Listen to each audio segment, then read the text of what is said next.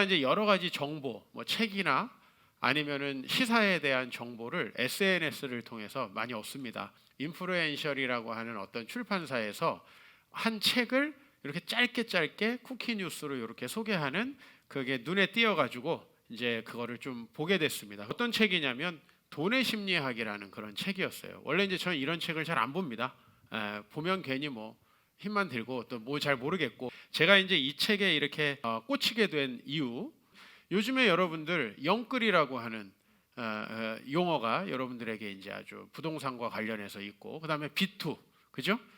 지금 이제 전부 다 주식이 언제 떨어질까 아마 또 한편으로는 되게 걱정하면서 우리가요 좀 삶이 이번 그 몇 년 동안에 혼란스러워요. 거기다가 코로나 상황도 있고 한 치 앞을 못 내다보는데 미래에 대한 두려움이나 또 이 젊은 세대들의 어떤 부동산이나 또 주식이나 돈에 대한 관심이 아주 극대화되고 있는 걸 제가 느낍니다. 이 돈의 심리학이라는 책에서 제가 어느 정도의 중요한 좀 여러분들과 나눌 수 있는 영적인 진리를 좀 발견했기 때문에 이 책을 도약대로 삼기 위해서 여러분에게 좀 소개를 합니다.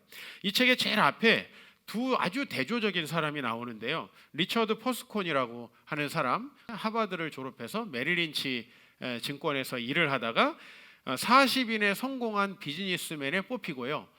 11개의 화장실, 엘리베이터가 있고 수영장이 있는 대저택을 소유하고 살았던 사람이에요. 그 다음에 또 한 사람은 고졸이고요. 그 다음에 투자직에 잠깐 젊었을 때 그 일을 하다가 25년 동안 자동차 수리를 하고 17년 동안 백화점 청소를 하고 은퇴해가지고 92세에 이제 생을 마감한 로널드 리드라고 하는 사람이에요. 그런데 이 두 사람이 2008년 금융위기가 있었던 그 몇 개월 사이에 신문에 둘 다 나오게 됐어요. 한 사람은 파산했다는 뉴스로 나왔고 한 사람은 사회에 어마어마한 기부를 하고 죽었다라고 하는 뉴스로 나왔어요.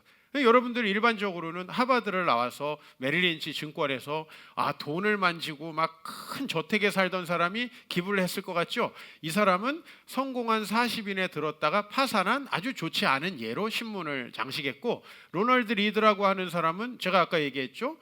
자동차 수리, 뭐 우리가 직업에 귀천이라는 게 없지만은 여러분이 자동차 수리한다, 그분이 대단히 훌륭한 이력과 경력과 뭔가 배울 점이 있다 일반적으로 생각하기는 어렵잖아요. 거기다가 백화점 청소를 17년 동안 했다 그러면은 우리가 그 사람이 뭔가 사회에 중요한 일을 했을 거라고 생각하지 않죠.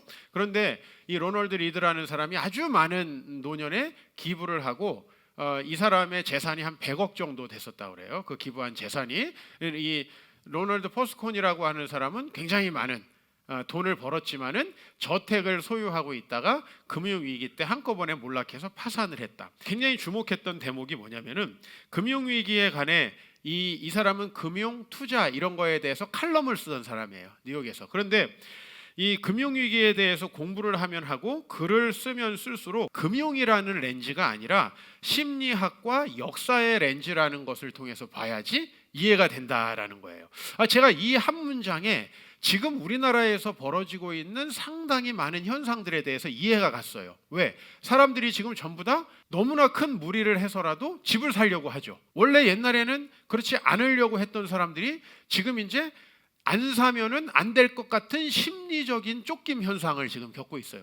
젊은 사람들이 전부 다 지금 금리가 낮으니까 금리를 계산하죠.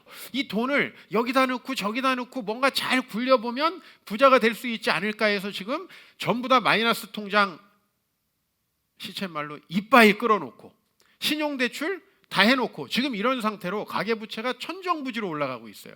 그런데 이게 대부분이 뭐냐 하면 심리적인 문제 때문이라는 거죠. 왜 사람들이 빚에 허덕이는지 이 책의 내용이에요. 이걸 이해하려면 이자율, 뭐 소득률 이거를 공부할 게 아니라 사람들의 탐욕과 불안의 역사를 공부해야 된다. 제가 이 얘기에 이게 정말 맞다. 사람들이 일반적으로 투자를 하는 데나 인생에 있어서 실패하는 이유가 전부 다 불안과 탐욕 때문이거든요. 근데 이 사람이 정말 인간을 잘 이해하고 있다. 나는 이런 사람들의 책을 이번 정부의 사람들이, 부동산 정책하는 사람들, 경제하는 사람들이 봐야 된다. 왜? 사람들은 항상 합리적인 생각을 하고 여기서 2% 빌려서 저기 5%를 주면 남는다 이런 생각을 하지만요, 이렇게 불안하고 막 숫자만 공부하는 사람은 아까 얘기했던 리처드 퍼스콘처럼 파산한다는 게 주로 이 경제학자들의 이야기란 말이에요. 게다가 요새 이제 유튜브라는 게 있죠. 제가 시간이 많다 보니까 1월처럼 유튜브를 많이 본 적은 없는 것 같아요. 정말 뭐 역사에 관한 거 모두 보다가 이 설교를 준비하면서도 경제에 관한 거 이런 유튜브를 봤어요. 그런데 재미난 게 뭐냐면 어제 올린 영상도 나오지만 석 달 전 영상도 나오고 1년 전 영상도 나오고 2년 전 영상도 나와요. 그런데 어떤 사람이 2년 전에 올린 거, 1년 전에 올린 거, 그 다음에 며칠 전에 올린 거를 봤더니 얘기가 다 틀려. 그 사람이 2년 전에 앞으로 경제가 이렇게 될 것이라고 했는데 그 1년 전에는 또 다른 소리를 하고 그 다음에 6개월 전엔 또 다른 소리를 하고 어젠 또 다른 소리를 하는 거예요. 뭐냐면 경제 전문가들도 경제가 어떻게 될지를 전혀 맞추지 못한다는 겁니다. 그렇죠. 사실은 작년에도 그렇죠. 한국의 주가가 100, 1,400까지 떨어졌는데 이게 3,000을 넘을 거라고는 단 한 사람도 예언한 사람이 없더라고요. 근데 실제 그런 일이 벌어졌어요. 지금 이제 너무나 많은 사람이 비투를 하고 있어요. 그런데 이것이 또 어떻게 되느냐? 사람들은요, 호황기가 되면 경제적으로 따져서 투자를 하는 게 아니라 왠지 돈을 벌 것 같고 내가 이걸 안 하면 안 될 것 같은 심리적인 쫓긴 현상, 불안과 탐욕 때문에 투자를 하게 되고요. 거기서 돈을 뺄 때도 마찬가지예요. 야, 이거 놔두면 더 망하는 거 아니야? 라고 하는 거예요. 그러니까 사실 저는 굉장히 중요한 게 여러분들은 이자율, 투자율 이렇게 해서 내가 언제 집을 샀는데 언제 이렇게 올랐어. 그러면 또 다르게 언제 집을 사서 언제 집이 올라야지. 여러분은 단순히 이렇게 생각하지만 사실은 세상이 그렇게 단순하지 않을 뿐만 아니라 탐욕과 불안이라는 게 실제로는 우리를 지배하고 있다라는 거예요. 저자가 얘기하는 건 사람은 자꾸 자기 원하는 것을 많이 소유하는 거. 아까 리처드 퍼스콘이라는 사람이 어떤 집에 살았어요? 화장실 11개. 학교예요? 엘리베이터가 있어요. 무슨 회사도 아니고.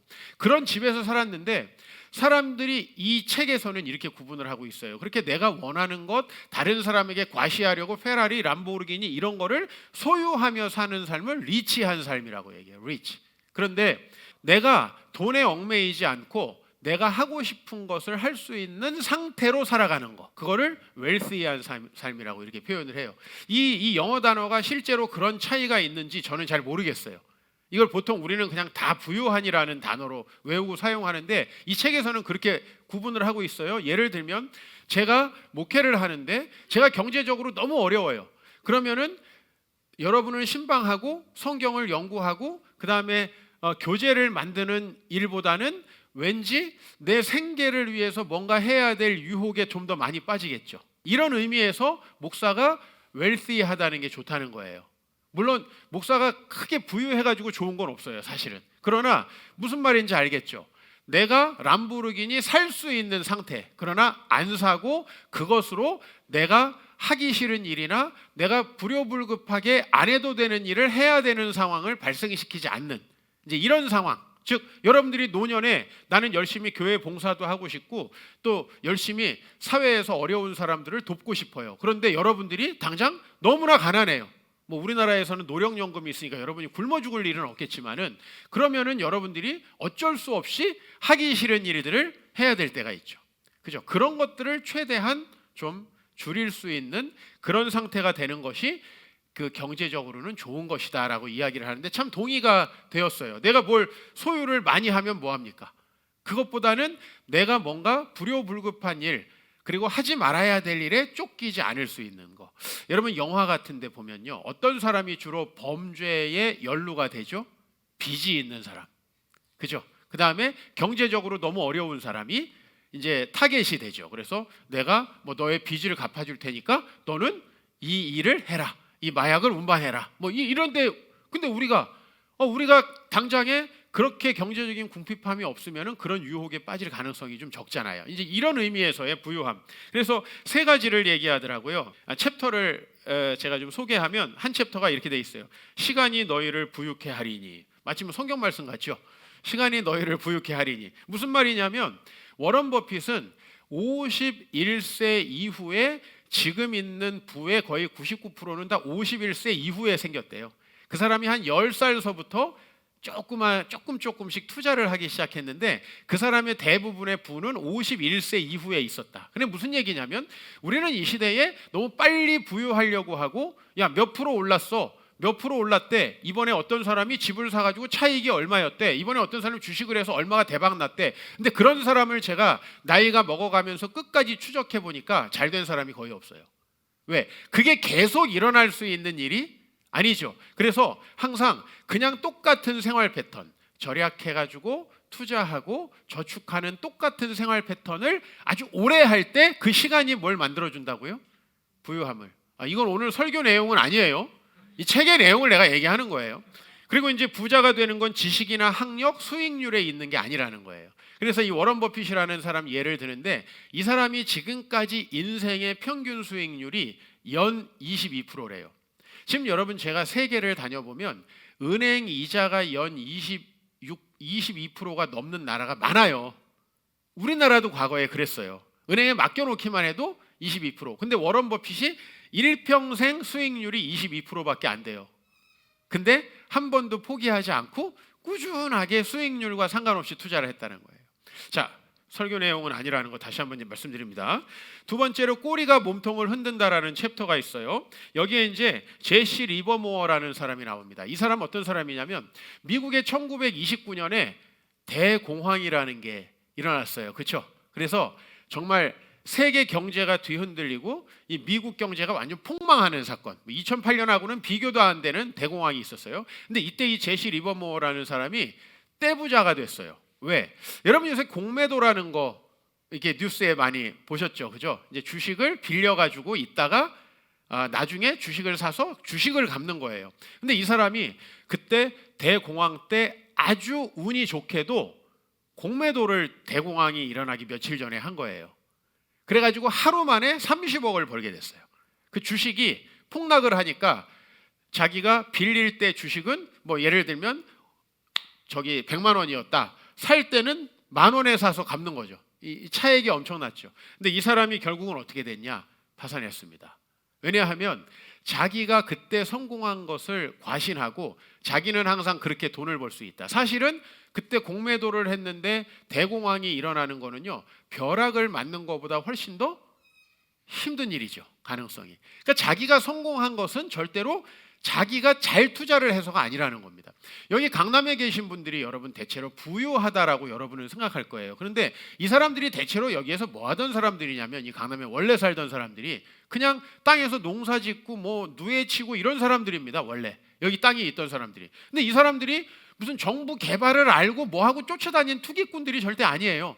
그냥 있었는데 여기가 갑자기 대박이 난 거죠. 그런데 내가 마치 엄청 능력이 있어서 내가 마치 대단한 기술이 있어서 내가 경제적으로 통달해서 성공했다라고 생각하는 사람은 반드시 망한다라는 게 이 책에서 나오는 요지예요. 그래서 꼬리가 몸통을 흔든다는 건 뭐냐면 여러분이 하고 있는 여러 인생의 투자 중에서 사실은 아주 꼬리에 해당하고 별 의미 없다고 생각하는 것들이 어쩌다가 운이 좋아서 수익률을 높여준다는 게 이제 이 책의 내용입니다. 어디까지가 행운이고 어디까지가 자기에게 노력과 재주일까?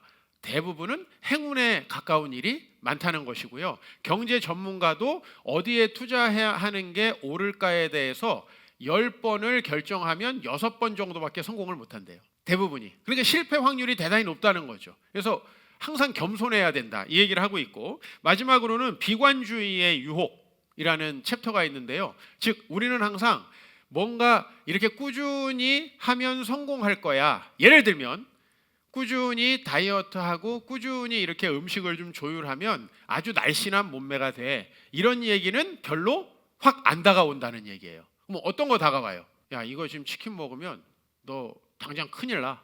여기 콜레스테롤 많고 큰일 나. 우리는 부정적인 얘기에 조금 더 유혹이 된다는 거예요. 사람들이 투자를 왜 잘 못하냐면 했다가 날리는 사람들의 이야기, 이런 게 훨씬 크기 때문에 투자를 못한다는 얘기를 해요. 그런데 한번 생각을 해보세요. 뭐 이를테면 20세기 100년 동안에 세계 경제는 말도 못하게 성장했죠. 그러니까 여기에서 무슨 얘기를 하냐면 꾸준히 저축하고 투자하면 누구나 부유하게 될 수 있으니까 갑자기 대박을 노리지 말고 그냥 경제는 항상 차츰차츰 나아지고 기업은 스스로를 혁신하면서 나아질 거라고 생각하고 우량한 기업에 꾸준히 투자를 하라. 낙관주의, 낙관적인 걸 가져야 된다는 거예요. 대한민국에 대해서도 아주 비관적인 전망을 갖고 있는 분들이 많더라고요. 목사님, 우리 늙으면 이제 국민연금도 고갈돼서 못 준대요. 그럼 나라 망해요, 여러분. 그럴 가능성은 거의 없어요. 여러분들이 확실히 그거 알아야 돼요. 세계에서 그렇게 망한 나라는 뭐 베네수엘라나 이런 정말 몇 나라밖에 없어요. 그러면 여러분들이 이 나라에서 뭐 집을 사는 거나 이 나라 사는 자체가 폭망이에요, 사실은. 우리가 열심히 이 대한민국이라는 나라를 굴려나가면 대한민국의 여러 기업들이 항상 좋은 실적을 내고 새로운 개발을 하고 성장할 거라는 낙관적인 생각들을 가지고 있어야 투자가 가능하다. 그 얘기를 하는 거예요. 자, 여기까지는 제가 여러분들에게 이 책의 내용을 좀 소개한 건데요. 제가 왜 이렇게 장황하게 이 책의 내용을 소개했냐면 세 가지예요. 제가 여기서 좀 뽑은 건 첫 번째 꾸준함. 시간이 너희를 부유케 하리니 꾸준함. 두 번째는 투자에서의 성공은 절대로 자기 실력이 아니다. 겸손해야 된다. 인생의 성공. 마찬가지로 세 번째, 항상 낙관적이어야 한다. 예를 들면 그 꾸준히 저축해서 목사님 2% 3% 이자 받아서 뭐합니까? 한 번에 대박 내야지. 이런 사람이 보통 쪽박을 차요. 세 가지 단어, 꾸준함, 겸손, 낙관적 시각. 자, 그래서 이거를 제가 이제 여러분 인생에다가 좀 적용해서 설명을 좀 드리려고 합니다. 이제 두 번째 챕터는 인생의 심리학인데요. 저는 돈에 대해서 여전히 큰 관심은 없고 제가 이 설교를 했지만은 그 원칙에 의거해서 투자를 할 가능성이 저는 많지 않아요. 그냥 검소하게 절약하면서 지금처럼 살 거고요. 자, 제일 중요한 게 우리 인생을 뭐가 망치느냐 하면 탐욕과 불안이 망쳐요. 성경적으로 좀 생각을 해볼게요. 우리가 오늘 다윗에 대해서 이야기를 하려고 하는데 오늘 제목이 율법에 투자한 다윗의 인생 비결이잖아요. 자, 그런데 다윗에 대해서 얘기하면 항상 쌍으로 나오는 게 누구예요? 사울이라는 사람이에요. 자, 사울이라는 사람이 왜 망했나 한번 생각해 보면 사무엘상 15장에 보면은 사울이 아말렉이라는 나라와 전쟁을 합니다. 그런데 그 전쟁에서 하나님이 명령하신 거는 뭐냐면 절대로 거기에서 이득을 취하고 전쟁에서 노획물을 취하려고 하지 말라라고 하는 게 하나님의 명령이었어요. 그런데 사울은 전쟁을 하고 나서 자기가 점령한 걸 보니까 너무 좋은 게 많은 거예요. 그렇죠? 뭐 금은 보화, 그 다음에 또 가축들, 그 다음에 과거에는 또 이 여성들이나 젊은 남자들을 노예로 잡는 일들이 굉장히 많았죠. 그래서 이 아말렉과의 전쟁이 끝난 다음에 사울이 탐욕에 눈이 멀어가지고 그 노획물들을 자기가 하나님의 말씀을 어기고 취합니다. 거기서부터 이 탐욕으로 결국은 사울이 망하기 시작해요. 하나님은 그때부터 도와주시지 않기 시작합니다. 두 번째로는요, 사울은 자기 왕권에 대해서 불안해했어요. 직장을 다니면 어떻게 하면 안 잘릴까를 고민하는 게 아니라 내가 어떻게 열심히 일해서 이 직장에서의 모든 업무와 이 일들에 기여할까를 생각해야 되는데 사울은 어떻게 했냐면 자기 왕권에서 필요한 여러 가지 일들, 백성들을 위해서 해야 될 일들을 열심히 한 게 아니라 내가 어떻게 하면 왕권을 지킬까 하고 보니까 혹시 왕권에 위협이 되고 왕권을 뺏을 것 같은 사람에 집중을 하는 거죠. 자, 그래서 다윗을 계속 암살하려고 합니다. 이 두 가지예요. 그의 탐욕과 불안이 사울의 인생을 망쳤다라는 겁니다. 여러분 한번 생각해 보세요. 지적인 명예를 탐욕해요. 자기 능력 이상으로. 이거에서 뭐가 나죠? 표절이 납니다. 최근에 누구죠? 역사 설민석 한 방에 가잖아요, 여러분. 왜 이렇게 하죠? 여러분, 내가 연구가 덜 돼 있으면 논문 안 쓰면 되는 거예요. 근데 왜 논문을 써가지고 그것으로 이렇게 문제가 생기냐면 탐욕이에요. 탐욕이에요. 내 능력 바깥의 것들을 취하려고 하는 거죠. 자, 또 금지된 쾌락에 대한 그 탐욕이 있죠. 그죠? 금지된 쾌락에 대한 탐욕. 얼마나 많은 정치인들이 성추문으로 무너집니까? 최근에 무슨 어떤 국회의원은 같은 당 여국회의원을 또 성추행했다고 그래가지고 아주 큰 문제를 일으켰죠. 여러분들이 이번에 800억이나 들여서 하는 이 서울과 부산의 보궐선거, 이거 왜 하는 겁니까? 전부 다 단체장들이 성추문을 일으켜서 여러분들이 선거하게 된 겁니다. 여러분, 왜 금지된 것, 나에게 허락되지 않은 것을 탐하느냐 이 말입니다. 이런 것들이 우리 인생을 망친다는 겁니다. 탐욕. 자, 그분들 우리가 지금 뭐 부산시장이나 이전 서울시장 한 분은 지금 운명을 달리했고 한 분은 검찰 수사를 받고 있지만은 이 사람들은 훌륭한 사람들이에요. 한 일이 참 많은 사람들이에요. 그런데 금지된 것을 탐욕했기 때문에 역사에 오명을 쓰고 손가락질 받는 인물들이 되는 거예요. 여러분, 이런 것들이 우리를 진짜 망치는 거 아니겠습니까? 여러분, 또 과시에 대한 탐욕이 있는 사람이 있어요. 명품으로 뭔가 좋은 차로 좋은 집으로 과시하려는 사람, 아까 리차드 포스콘처럼 이런 사람은 반드시 과소비를 통해서 파산에 이르게 돼 있다는 겁니다. 가난과 미래에 대한 불안, 이런 것들이 뭘 만들어요? 많은 젊은이들이 잘못된 투자를 하고 돈에 집착을 하게 만들어요. 여러분, 돈이라는 건 집착하면 다가오지 않습니다. 여러분, 어때요? 여러분이 이 결혼한 사랑과 실패한 사랑을 보세요. 결혼한 경우에는요, 이 사랑이 되게 자연스럽습니다. 어거지로 인위적으로 막 집착하면 데이트 폭력이 일어나지 절대 사랑이 성공하지 못하는 거죠. 내가 미래에 대해서 불안하고 가난을 벗어나야지 하고 가난하면, 미래에 가난해지면 어떡하나 불안할수록 사람은 심리적으로 어떻게 돼요? 쫓겨요. 심리적으로. 모든 경제의 문제는 사실 심리적인 건데 저는 인생이 그렇다는 거예요. 여러분, 표절하면 안 된다는 거 누구나 다 알고 있는 거예요. 여러분이 다른 사람을 성적으로 학대하면 안 되는 거, 불륜을 가지면 안 된다는 건 누구나 다 아는 상식이에요. 삼척동자도. 왜 근데 수많은 사람들이 그걸 하느냐는 거예요. 여러분, 과소비하고 과시하는 게 얼마나 심각한 문제예요. 우리나라가 과거보다 너무나 경제적으로 발전했어요. 그래도 너무나 많은 사람들이 가난을 호소해요. 이유가 뭡니까? 과소비입니다. 과소비는 왜 생겨요? 비교의식에서 생기는 거예요. 이런 것들이 실제로는 우리 삶을 망치게 만든다는 거죠. 빨리 성공하려는 탐욕은 뭘 만들어요? 부정을 만들어요. 그죠? 빨리 성공하려는, 자식을 빨리 성공시키려는 그런 탐욕이 뭘 만들어요? 바로 자녀들이 입시 부정이나 이런 것들을 만들어내는 거잖아요. 그런 것들이 사실은 우리를 망치는 거다, 이 말입니다. 근데 이런 것들은 전부 다 뭐에 기인한다? 심리적인 것에 기인한다. 하나님과 멀리 있으면 병듭니다. 여러분의 마음이 불안합니다. 두렵습니다.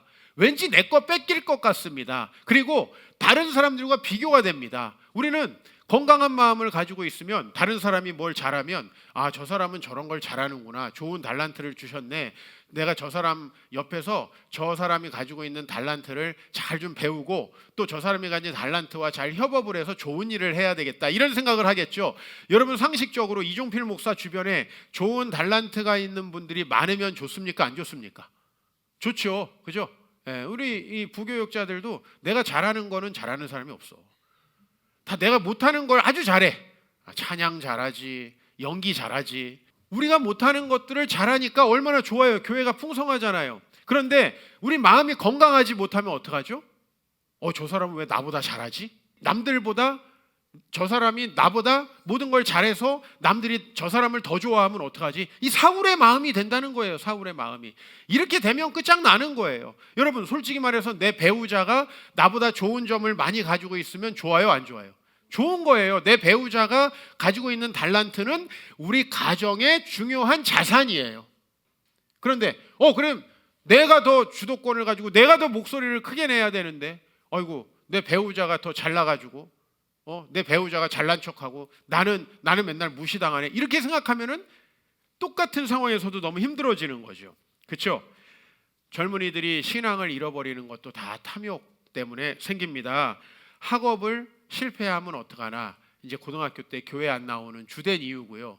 대학교 때 취업을 준비해야 된다, 또 취업하면 성공해야 된다, 승진해야 된다, 이런 것들이 많은 청년을 교회로부터 분리시키는 거예요. 그렇죠? 물론 교회가 그 청년들을 잘 양육하지 못한 문제들도 있어요. 그러나 그 사람들이 어떤 시험에 처하는 거예요? 내가 지금 신앙생활보다는, 하나님과 함께 하는 것보다는 지금 당장에 급한 일. 그런데 여러분, 인생을 좀 살아보시면 당장에 급한 일은 10살이나 20살이나 30살이나 40살이나 50살이나 60살 항상 있어요. 이것이 바로 여러분으로 말하면 여러분 자신에게 주신 하나님의 복된 삶을 살아가지 못하게 만드는 거예요. 지금 이 시대에 사람들은 다 불안해해요. 저 사람은 집이 있는데 나는 집이 없네. 그죠? 근데 사실은 사람마다 동일한 시기에 집을 사지 않아요. 자기가 어느 정도 돈이 모이면 집을 사는 거예요. 그런데 지금 전 국민이 2030도 전부 다 집이 없다고 불안해하고 있어요. 여러분, 2030 때는 아직 집이 없어도 사실 괜찮을 때예요. 그때는 서서히 저축을 하다가 이제 어느 정도 내가 경제적인 소득이 생기면 내가 필요한 곳에 또 내 경제적 수준에 맞는 곳에 집을 사면 되는 거예요. 그러나 전 국민이 불안해하죠. 여러분, 전 국민이 주식 투자를 할 필요 있습니까? 근데 전 국민이 코인을 할 필요가 있나요? 그런데 전부 다 불안해하고 있어요. 그래서 저는 투자할 사람만 하고 투자할 여력이 되는 사람만 하고 그다음에 집을 살 여력이 되는 사람이 집을 사야 되는데 건강하지 못하게 모든 사람이 불안해하면서 이 시장에 뛰어들고 있는 거죠. 물론 이것은 이 사회의 분위기 또 잘못된 정부 정책에 많이 기인하지만요.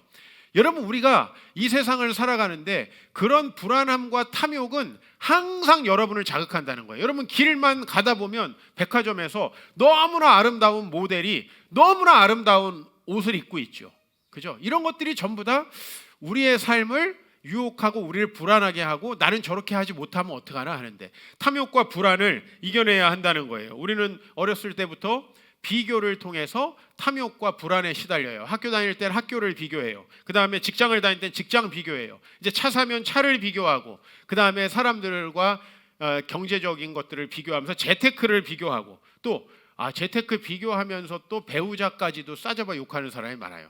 모든 걸 비교하는 거예요. 항상. 그리고 남편 비교, 아내 비교, 그 다음에 이제 자식 나면 자식 비교. 이래서 이제 결론은 폭망의 길이에요. 이게 폭망하는 거예요. 여러분을 탐욕과 불안으로 가져가기 때문에. 제가 오늘 돈의 심리학이라는 책을 여러분에게 얘기한 것은요, 성경만 얘기하면 기억이 잘 안 날까 봐 말씀드린 거예요. 꾸겸낙, 인생은 꾸준해야 된다, 겸손해야 된다, 낙관적 시각을 가져야 된다. 어떤 면에서 우리가 하나님의 말씀에 대해서 다윗의 인생 비결을 보니까요, 이 세 가지가 그대로 있습니다. 첫 번째, 다윗은 꾸준합니다. 다윗은요 항상 말씀에 꾸준해요. 이 다윗은 골리앗을 이기기 전에나 후에나 왕이 되기 전에나 후에나 항상 말씀을 꾸준히 사모합니다. 오늘 시편 19편 10절의 말씀 우리 같이 읽어볼까요? 시작. 금 곧 많은 순금보다 더 사모할 것이며 꿈과 송이꿀보다 더 달도다라고 했어요. 이게 다윗의 시거든요. 오늘 19편 여러분 이게 다윗의 시예요. 근데 다윗은 정치인이고 왕이었고 장군이었어요. 사실요, 이런 사람들은 하나님의 말씀 별로 관심 없어요. 원래 맞잖아요. 우리 여러분도 어느 때 하나님의 말씀을 좀 많이 읽나요? 직장 잃어버렸을 때, 남자친구 없어졌을 때, 뭐 이럴 때 하다가 뭐 좀 살만 하면은 슬슬 말씀과 멀어졌다가 또 무슨 일 생기면 말씀과 가까워지죠. 근데 꾸준했다는 거예요. 왜? 다윗은요 하나님의 말씀, 그 율법에 투자하는 게 자기의 인생의 성공의 비결이라는 것을 항상 생각하는 거예요. 그래서 이 오랜 시간 율법에 투자하는 꾸준한 사람이 되면 좋겠어요. 여러분들이 성경 말씀을 멀어지고 말씀이 멀어지잖아요. 그럼 나도 모르는 사이에 말씀보다는 세상의 생각과 자기의 생각을 따라 결정하고 행동하게 돼요. 여러분이 과거를 잘 한번 살펴보세요. 내가 말씀을 가까이 하고 있을 때는 어떤 일이 있을 때 말씀이 먼저 생각나고 또 교회가 먼저 생각나고 공동체가 먼저 생각나요. 그런데 여러분들이 말씀과 멀어지고 공동체와 멀어지면 당연히 그것보다는 내 생각, 내 불안함, 내 마음속에 있는 탐욕과 불안에 의해서 행동하게 돼요. 그게 여러분 망치는 겁니다. 그래서 여러분 말씀에 꾸준하면 좋겠어요. 다윗이 말씀에 꾸준했다는 거 우리 어떻게 알 수 있어요? 보통 어떤 사람이 처음으로 권력을 잡으면은 제일 먼저 하는 일이 뭐냐? 다윗은 제일 먼저 뭘 했는지 아세요? 오랫동안 방치되어 있던 법궤를 예루살렘으로 옮기고요. 그 다음에 성전을 세우고 그 말씀을 가르치는 일을 하려고 제일 먼저 생각을 했다는 거예요. 자기 정적을 제거하고 자기 왕권을 강화하는 게 아니고요. 하나님의 말씀을 나라의 중심에 세우는 일. 그게 법궤를 예루살렘에 세우는 일이잖아요. 그 일을 가장 먼저 했다는 것입니다. 다윗은 그 어떤 상황에서도 뭐가 제일 먼저냐면 말씀이 먼저예요. 그 꾸준함이 있었다는 겁니다. 두 번째는요, 겸손해야 된다라고 제가 말씀드렸죠. 다윗은 자기가 전쟁에서 이겼지만 자기 능력이라고 생각하지 않아요.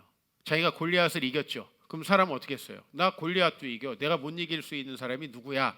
라고 교만해지기 쉽죠. 그러면서 하나님이 멀어지는 거예요. 원래 사울도 겸손했어요. 그런데 사울이 왕이 돼서 권력이 주어지니까 자기 맘대로 하기 시작했어요. 여러분, 다윗은 겸손합니다. 인생의 주관자는 하나님이시기 때문에 그렇죠. 그래서 다윗은 교만하여 넘어질 뻔했죠. 다윗도 인간인지라 교만해서 쓰러지고 이제 밧세바라는 여인을 범하게까지 됐잖아요. 밧세바가 누굽니까? 자기에게 가장 충성을 다하던 장군의 와이프입니다. 그 사람을 성적으로 범한 것뿐만 아니라 그것을 덮기 위해서 사람을 죽이는 거죠. 그런데 다윗의 장점은 이때 빨리 깨닫는다는 거예요. 나에게 권력을 주신 분도 하나님이신 거예요. 우리 선배들 세대가 이 사회에 대해서 꼭 알아야 되는 게 있어요. 참 취업이 잘 되는 시기에 살았다. 저는요, 물론 취업을 한 사람은 아니에요. 근데 나는 대학 다니면서 한 번도 취업을 걱정해 본 적이 없어요. 왜? 우리 때는 그냥 어느 정도 대학을 나오면 어느 정도에 취업한다라는 게 정해져 있었어요, 거의. 그때하고 지금처럼 사회가 취업되기 어려운 시기가 같아요, 여러분. 내가 훌륭해서가 아니라, 내가 잘나서가 아니라 내 인생에 많은 축복과 행운이 겹쳐 있기 때문이라는 거. 그래서 우리가 그것을 생각한다면 늘 겸손할 수 있죠. 어쩌다 여러분이 돈을 좀 버셨어요? 주님이 주신 거라고 생각하고 주님 앞에 잘하세요, 여러분. 어떻게 하다 여러분이 결혼을 잘했어요? 에이, 나처럼 말이야, 그렇게 결혼을 해야지 이러지 말고, 야, 내가 어찌 결혼을 했나, 참 감사하다. 알겠습니까? 물질이 좀 풍성해졌어요. 아유, 나는 근면하고 성실하게 살았어. 실제로요, 근면하고 성실하게 사는데 가난하신 분들도 많아요. 그렇게 여러분들이 스스로 잘났다고 생각하시면 안 된다는 거예요. 그렇죠? 게다가 돈이 계급이라고 얼마나 없는 사람을 무시하고, 여러분, 하나님이 절대 그냥 두시지 않아요. 겸손해야 한다는 거예요. 그래서 다윗은 교만하여 넘어질 뻔했지만 나단 선지자 앞에 무릎을 꿇죠. 그죠? 나단 선지자를 그냥 목사님이라고 한번 생각해 봐요. 그럼 여기 대통령이 와서 있어요. 여러분이 목사에 대해서 어떤 대통령만 권위를 느낄까요? 믿음이 좋은 대통령만 권위를 느끼겠죠? 그렇지 않으면 나는 일개 종교인에 불과하고 자기는 이 모든 행정부의 수반 나라의 최고 권력자예요. 그런 권력의 크기로 따진다면 다윗이 절대 나단 선지자 앞에 무릎 꿇을 수가 없는 거예요. 근데 무릎을 꿇죠. 왜? 그게 말씀이니까 그래요. 우리가 나보다 젊은 목사님들, 우리 교회 어르신들 많지만요, 아유, 저를 얼마나 높여주시고 제 한마디 한마디를 귀하게 여겨주시는지. 사실은 보면 저는 그냥 저 조카뻘, 자식뻘밖에 안 돼요. 제가 31살 때 목사가 됐는데 얼마나 젊었겠어요. 지금 20년이 지나도 아직도 젊잖아요, 제가. 그래도요, 말씀을 소중히 여기시는 분들은 제가 전한다고 생각 안 하고 이 전하는 말씀, 정말 겸손하지요. 제가 친구로서 뭐 가족으로서 하는 얘기는 뭐 순종하지 않을 수 있어도 하나님이 주시는 말씀에 전하는 거에 대해서는 권위를 느끼고 섬겨주시는 거예요. 마지막으로 낙관적 시각이 필요해요. 이걸 참 여러분에게 강조하고 싶어요. 다윗의 인생은 낙관적이었다. 이게 무슨 말이냐면 우리는 말씀을 지키면 오히려 실패하고 가난해진다는 생각을 하는 것 같아요. 아, 교회에 헌신하면, 교회가 이전하는데 헌신하면 가난해진다, 이런 생각을 우리도 모르는 사이에 하고 있어요. 최근에 한 교회 기관에서 하나님 말씀을 지키면 성공할 수 있는가에 대해서 청년들에게 설문을 했어요. 했더니 60% 정도 되는 설문이 하나님 말씀을 지키면서 성공하기는 어렵다고 답을 했어요. 이건 뭐예요? 아, 내가 하나님 말씀대로 나눴더니 좀 경제적으로 어려운 일이 생겼다. 이런 경우가 있죠, 여러분. 있어요, 실제로. 우리 아버지도요, 하나님 앞에 헌신하고 고생하신 적 많아요. 무고하게 감옥도 들어가시고, 여러분 다 아시잖아요. 경제적으로 어려운 건 뭐 제가 설명할 필요도 없어요. 제가 그 아버지의 가정에서 있으면서 느꼈던 경제적인 궁핍이라는 건 일반인들이 상상하기 어려운 수준이었어요. 그런데 또 하나 감사한 건 저는 그걸 전혀 몰랐다는 거죠. 제가 경제적으로 궁핍하고 어렵다는 걸 모르고 항상 해피하게 살았다는 거예요. 낙관적인 시각이라는 건 이런 거예요. 때로 말씀을 지켜도 성공하지 못할 것 같은, 그죠? 때로는 하나님 말씀대로 하면 오히려 더 손해볼 것 같은, 여러분 많은 분들이 이 공동체에 헌신하지 않는 이유가 뭐예요? 그냥 지금 서울에 있는 상당히 많은 성도들이 교회 공동체에 소속되지 않고 그냥 멀찍이 떨어져서 가끔 한 번씩 교회당에 나가는 이유가 뭐예요? 교회 나가면서 천국은 가고 싶은데 헌신은 하기 싫은 거예요. 그게 자기가 가장 유리하다고 생각하는 거예요. 근데 천만의 말씀이에요. 성경은 하나님의 말씀으로 따라갔을 때 승리한다는 거예요. 낙관적 시각 제가 오늘 왜 강조하냐면 잘 들어보세요.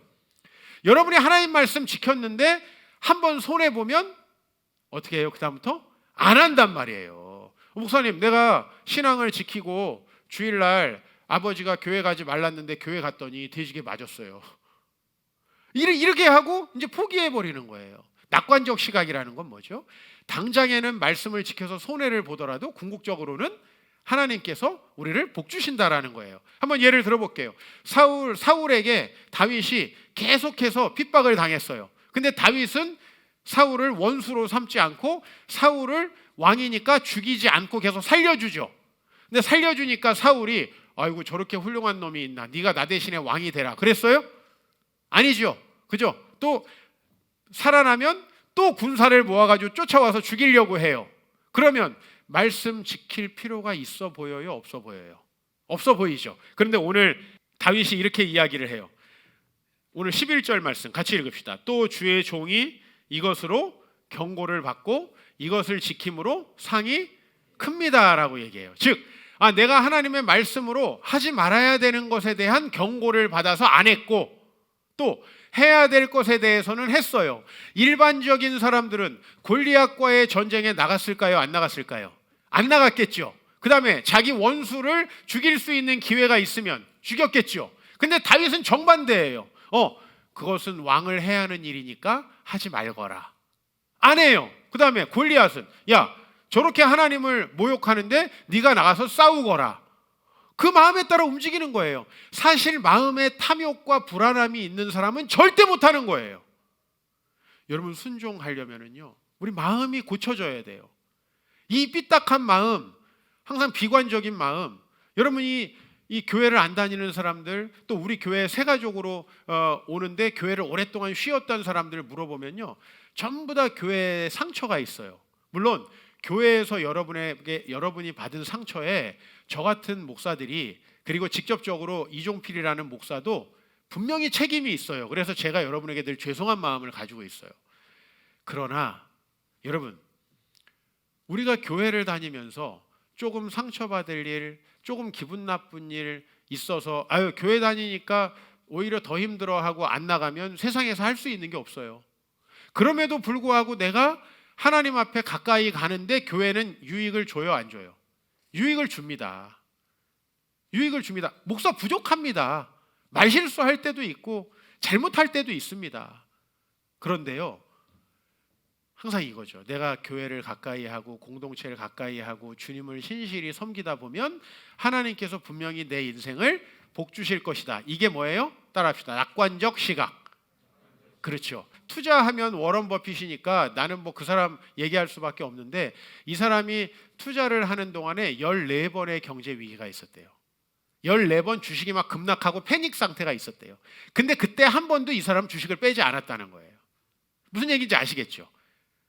때로는 이렇게 투자하고 이렇게 저축하고 꾸준한 삶을 살아가는 게 보니까 단기적으로는 실패 아닌가라는 생각이 들 때도 있다는 거예요. 그런데 나는 2대에 걸쳐서 목회를 하면서 우리 아버지서부터 지금까지의 저의 삶을 봤을 때 하나님을 믿고 살아가는 삶은 결코 손해가 아니다.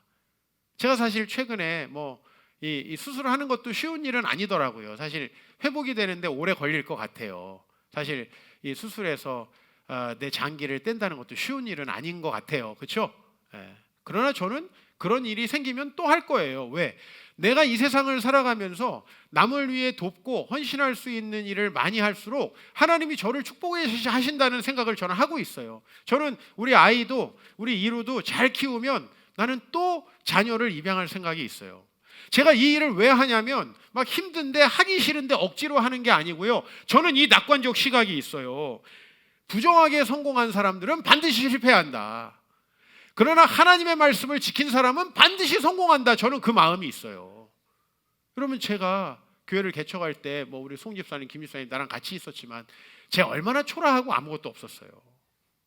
그러나 제가 하나님 말씀에 순종하면서 여기까지 온 것은 하나님 은혜 아닙니까?